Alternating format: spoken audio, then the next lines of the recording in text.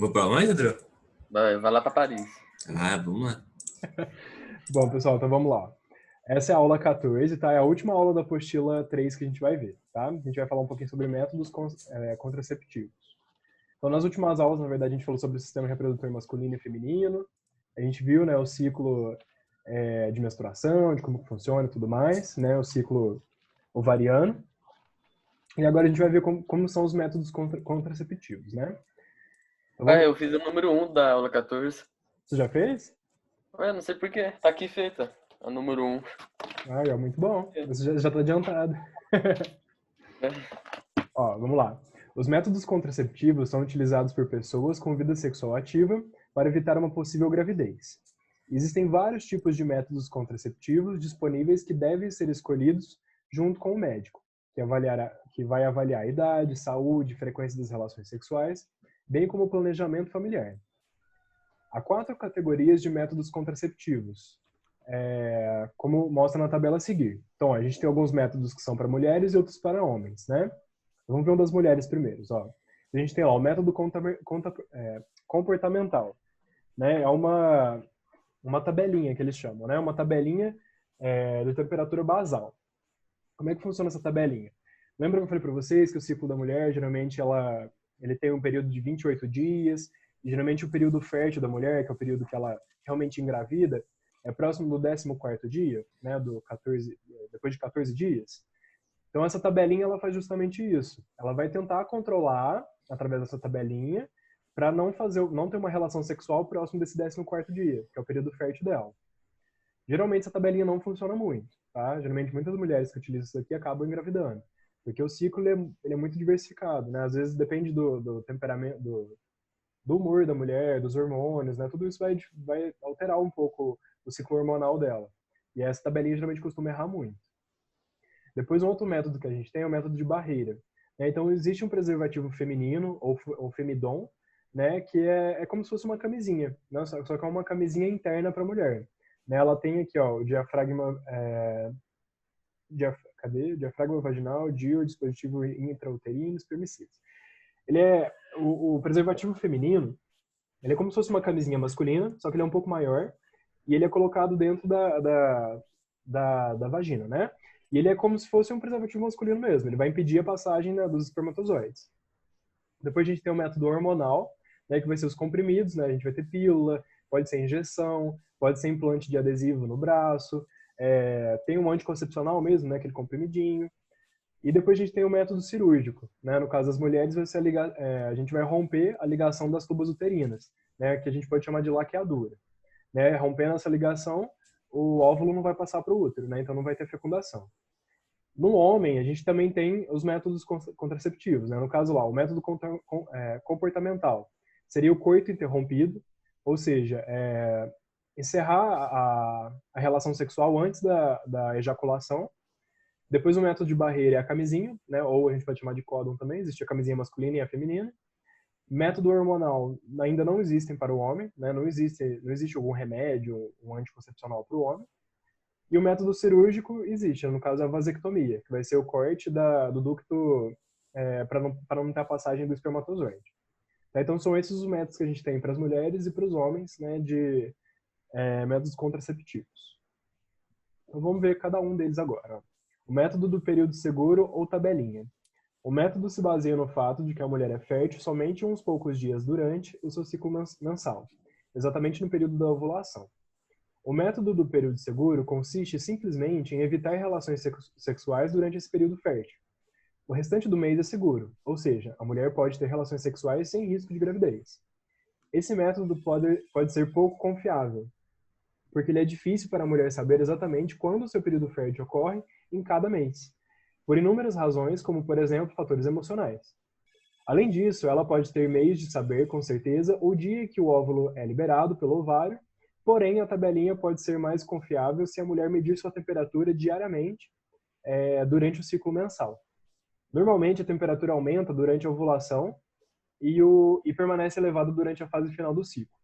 O gráfico a seguir mostra a variação da temperatura durante o ciclo mensal da mulher.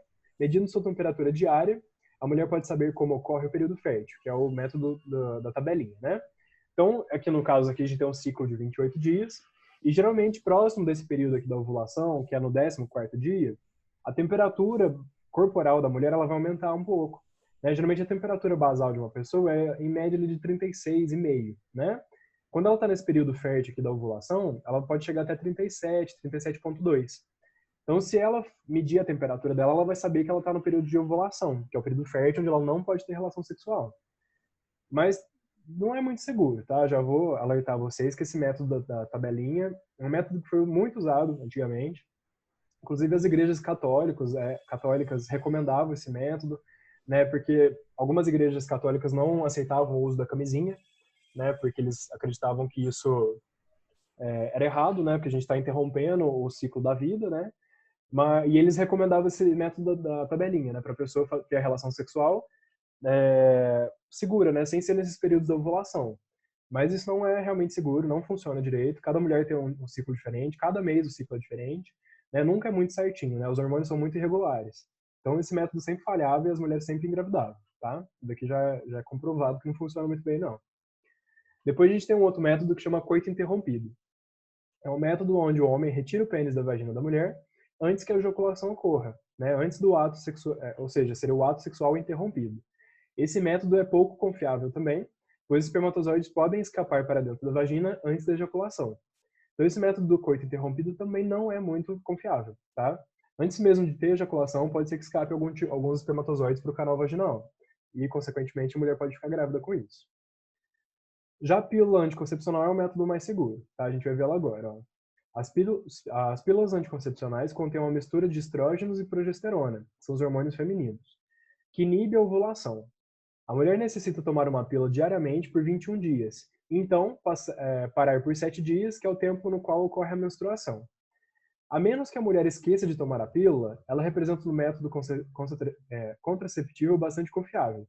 Entretanto, ela deve ser prescrita por um médico e, além disso, pode provocar sérios riscos à saúde da mulher, como, por exemplo, tumores nos ovários e esterilidade. Outras alternativas são a utilização de implantes injetáveis e adesivos que eliminam o risco de erro pelo esquecimento de tomar o comprimido. Então vamos lá, o método da pílula anticoncepcional ele é seguro, desde que a mulher tome todos os dias. Só que ele traz várias, como é que fala? Cadê? Ela pode trazer vários riscos à saúde, né? Por quê? Eu tinha fugido da palavra. Por que ela pode trazer vários riscos à saúde da mulher? Com essas alterações hormonais, usualmente a mulher não vai ovular. Se ela não ovula, no caso, o óvulo dela vai ficar lá no ovário, e consequentemente isso pode se tornar um tumor, né? Então, provavelmente, né, acontece isso, na verdade até é frequente. Muitas mulheres que tomam pílulas anticoncepcionais podem ter o risco de ter tumores ovarianos e também de esterilidade. Então, é por isso que existem muitos exames, né, para as mulheres, né? Existe o exame de Papa Nicolau, o exame da mama, exame de não sei o quê. São vários exames para realmente verificar os riscos que a mulher está correndo, né? Porque a pílula anticoncepcional ela vai alterar todo o ciclo hormonal dessa pessoa, né, no caso dessa mulher. Alterando o ciclo hormonal dela, ela vai ter uma alteração praticamente na função do órgão todo, né? Então, a pílula anticoncepcional, ela é segura, no caso, para um método contraceptivo, mas ela pode trazer esses riscos à saúde da mulher, tá? No caso do homem, não existe, né, uma pílula anticoncepcional. E depois a gente tem o último método, que seria os preservativos ou camisinhas, né? Os preservativos são tubos de borracha bastante delgados, com formas semelhantes a um dedo de luva, e são popularmente conhecidos como camisinha. E podem ser adquiridos em pacotinhos individuais, enrolados, e para ser utilizado, o preservativo deve ser desenrolado sobre o pênis ereto antes do relacionamento sexual. A função da camisinha é recolher o esperma da ejaculação. Para isso, ela possui um pequeno depósito na extremidade final. Há também o preservativo feminino, colocado no interior da vagina, retendo o sêmen de forma similar ao preservativo masculino. Então aqui a gente tem uma imagem de como que é colocado esse preservativo, né? Então ele vem todo enroladinho. Quando o pênis está ereto, a gente vai desenrolando ele no pênis, né? E fica essa pontinha, né? Que seria o depósito aqui dos espermas. Se usado adequadamente, o preservativo é o mais confiável e conveniente método contraceptivo, sobretudo pela facilidade que é encontrado, né, nas farmácias, supermercados, máquinas caça-níqueis, entre outros, e pela praticidade do uso. Então, de todos os métodos que a gente tem, a camisinha, tanto a masculina quanto a feminina, é um dos mais confiáveis, porque ela não tem nenhum risco à nossa saúde, né, a gente pode usar tranquilamente, e ela é um método que é uma barreira, né? Uma barreira que vai dificultar a passagem do espermatozoide para dentro do útero, né? Então é um método muito confiável, né? Só que a gente tem que prezar por camisinhas de boa qualidade, né? Existem muitas camisinhas que as pessoas falam que estoura, que fura, né? E tudo mais. Então é importante você prezar por uma camisinha de boa qualidade, né? Gastar um pouquinho mais para comprar uma melhor, para não correr esse risco. Mas além disso, a camisinha, ela é além de ser um ótimo método contraceptivo, ela também é um método ótimo para vocês evitarem doenças, as DSTs, né? Que seriam as doenças sexualmente transmissíveis, tá? Então, além do método contraceptivo, a camisinha também é importante para isso. A gente vai ver daqui a pouquinho. Então, vamos lá. Agora, dispositivo intrateurino, né, que seria o DIU. O DIU é uma peça de plástico ou metal que é colocado dentro do útero. Possui várias formas, espiral, laço, entre outras.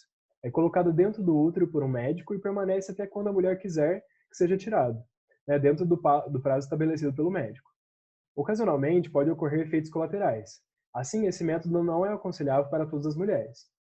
Esse dispositivo é um método contraceptivo porque a sua presença no útero impede a implantação do óvulo fecundado. Trata-se de um corpo estranho presente no útero. É um método confiável e pouco custoso de contracepção. Então, no caso aqui, o DIU, ó, ele seria essa estruturazinha aqui, ó, ele tem vários formatos, na verdade, né, ele é feito de aço, né, esse daqui é introduzido dentro da vagina, e ele fica lá, ele é um corpo estranho, né? Ele impede que o óvulo seja implantado dentro do endométrio, né? Que seria a camada de sangue aqui do útero. Então ele é um método seguro também, mas nem todas as mulheres se adaptam a ele. Diafragma vaginal. É uma cúpula de borracha ou silicone com um aro na borda que deve ser colocado na vagina para cobrir o colo do útero, formando uma barreira que impede a passagem dos espermatozoides. No caso aqui é a camisinha feminina, né? Para aumentar a eficiência do método, deve-se utilizar espermicidas, ou seja, creme, geleia ou espuma que bloqueiam a atividade dos espermatozoides na vagina. Tá? Então, esse diafragma vaginal é a camisinha feminina.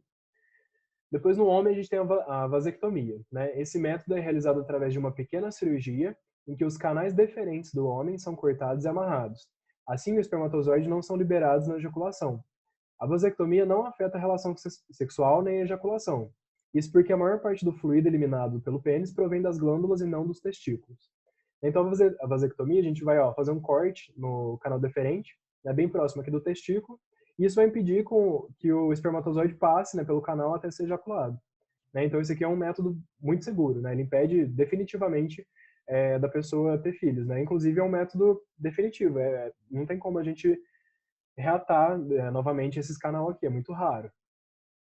Nas mulheres a gente também tem um método parecido, né, que seria lá a ligadura das tubas uterinas, que a gente pode chamar de laqueadura.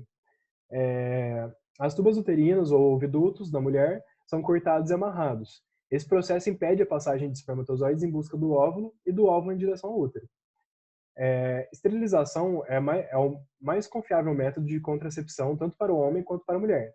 Entretanto, é um método permanente, né? No geral, devendo ser utilizado apenas por pessoas que certamente não desejam mais ter filhos. Então, esse método da cirurgia, tanto para as mulheres, né, na laqueadura, quanto do homem na vasectomia, é um método que ele vai ser permanente. Né? Então, geralmente, a pessoa que faz isso aqui, ela faz geralmente quando ela não quer mais ter filho. Geralmente, ela já teve 1, 2, 3 filhos, ela não quer ter mais, ela faz esse método, tá? Então, esse é um método muito seguro. Né? Ele é muito raro acontecer de dar erro aqui da pessoa engravidar depois de ter feito esse método aqui.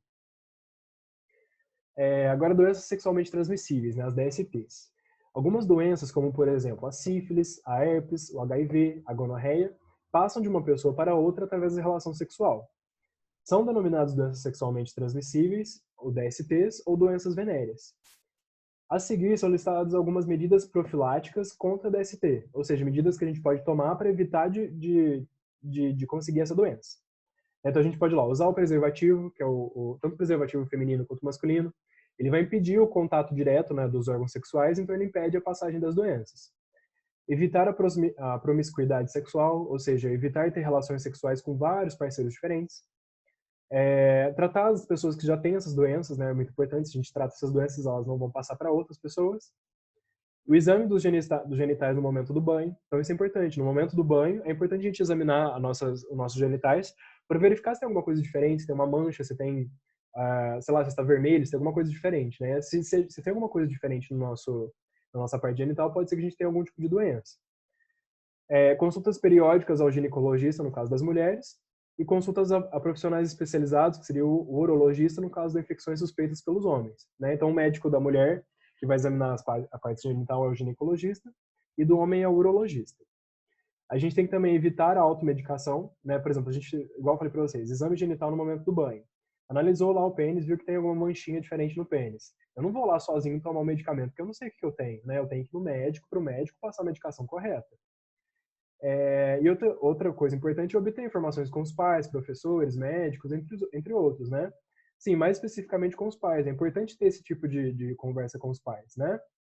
Essa educação sexual é muito importante para evitar erros, né? Para evitar uma gravidez precoce, para evitar doenças sexualmente transmissíveis, né? Os pais de vocês sabem muito disso também. Então é importante ter essa conversa. Eu sei que às vezes a gente tem vergonha, é difícil falar sobre isso, mas é importante, tá? Bom, então seria isso. Então a gente viu aqui os métodos contraceptivos que a gente tem, né? A gente viu quais são os mais seguros e quais não são. E aqui no caso, eu queria só falar um pouquinho dessa tabela que a gente tem aqui no número 2, que ela é importante para a gente entender um pouquinho sobre esses métodos. Ó. Então a gente tem todos eles aqui, ó. O método da tabela, interrupção do coito, camisinha, diafragma com espermicida, ou seja, camisinha feminina, pílula anticoncepcional, ligação das tubas e vasectomia, que seriam as operações. Né? São todos os métodos contraceptivos. E aqui a gente tem a porcentagem de casos que ocorreu a gravidez. Então, vocês podem perceber, ó, que aquela tabelinha que eu expliquei para vocês lá, que a mulher ela analisa o período fértil dela e não realiza sexo nesse período, né? E a interrupção do coito, né, antes da ejaculação, não são métodos seguros, ó. Aproximadamente 20% das pessoas que utilizam esse método vão ficar grávidas, né? Então não é um método seguro, não é um método eficaz. Já a camisinha é o método mais eficaz, ó. Apenas 2% das pessoas que utilizam a camisinha acabam engravidando. E a pílula anticoncepcional e as operações, né, que seriam os cortes das tubas e do ducto, eles são os métodos mais seguros, né? A gente tem lá 0,5% e 0,4% de pessoas que utilizam esse método e realmente engravidou. Então é uma porcentagem muito baixa. É muito difícil uma pessoa engravidar com esses métodos aqui. Já a tabelinha e o coito interrompido não são métodos seguros, tá? Isso aqui eu já digo para vocês que não dá certo. Então, pessoal, é isso. A gente viu hoje, então, nessa aula, um pouquinho sobre os métodos contraceptivos e a gente viu uma breve explicação também das doenças sexualmente transmissíveis, tá? Isso aqui é muito importante, essa educação sexual, para vocês aprenderem corretamente como que são as coisas, né? Todos vocês já estão chegando numa fase próxima de adulto, então é importante saber. Dessa parte aqui, vocês ficaram com alguma dúvida a respeito do conteúdo que a gente analisou? Não? Tá tudo certo? Sim. Então, beleza. Ó, então, eu vou pedir para vocês fazer o exercício dessa aula, tá? Tá aqui na página 21 e na página 22, e o adicional que é o número 31, tá? Então, faça o exercício dessa aula. Eu vou encerrá-la até alguns minutinhos antes aqui para vocês já começarem. E aí, na próxima aula, a gente vai corrigir os exercícios. Tá? A gente corrigir esse exercício e mais algum que eu provavelmente esqueci de corrigir anteriormente. Tá. Beleza, pessoal? Ok. Então tá. Então até a próxima aula. Bom final de semana para vocês. Aproveita para descansar um pouquinho, mas não esqueça de fazer os exercícios, tá? Tá bom. Um abraço e tchau, tchau. Tchau. Tchau.